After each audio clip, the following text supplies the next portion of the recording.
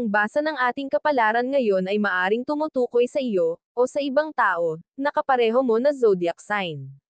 Ito ay isang simpleng gabay po lamang. Tanging ang Panginoon lamang ang siyang nakakaalam sa magaganap sa ating buhay. Gawing gabay at libangan lamang. Tagalog Chinese Horoscope. December 2, 2023. Year of the Rat.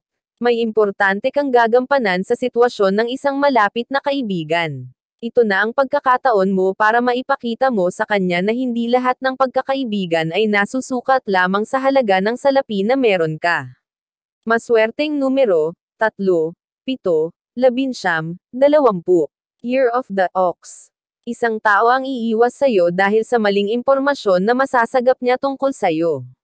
Gayunpaman wala kang kailangang gawin upang maliwanagan siya dahil kusang kikilos ang tadhana para ipakita sa kanya ang buong katotohanan. Maswerteng numero, 21, 23, 34, 45. Year of the Tiger.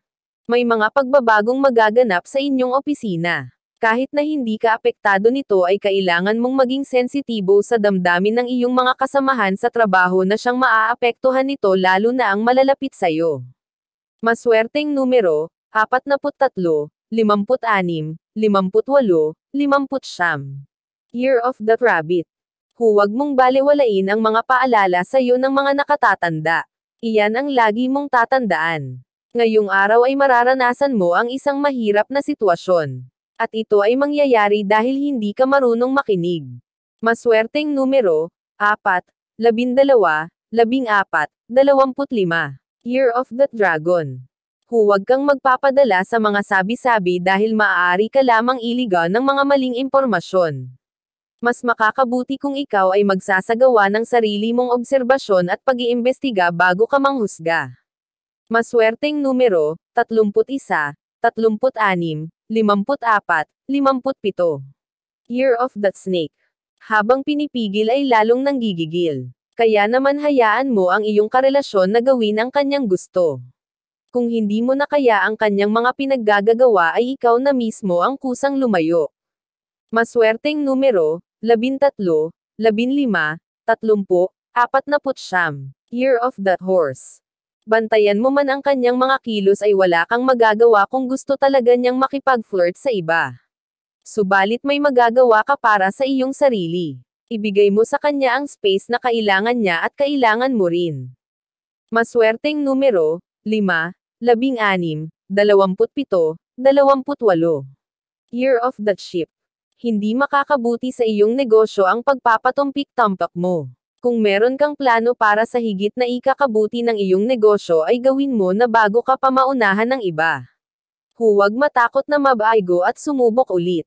Maswerteng numero, 11, 18, 19, 33. Year of the Monkey.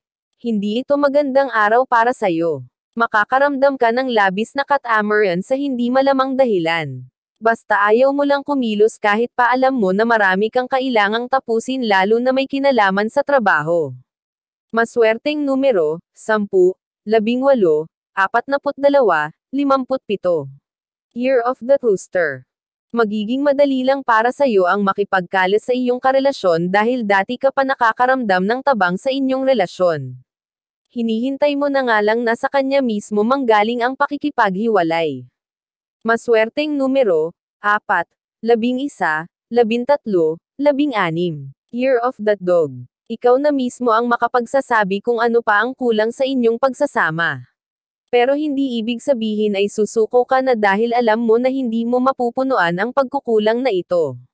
Wala ka pang balak na I give up siya. Maswerteng numero, 45, 55, 64, 76. Year of the Pig. Huwag mainip sa hindi pa pagtugon ni Lord sa iyong hiling. Ang lahat ng kahilingan ay tinutugunan sa perpektong panahon. Ibibigay niya sa iyo ang higit pa sa pangangailangan mo. Tibayan mo lang ang iyong pananalig.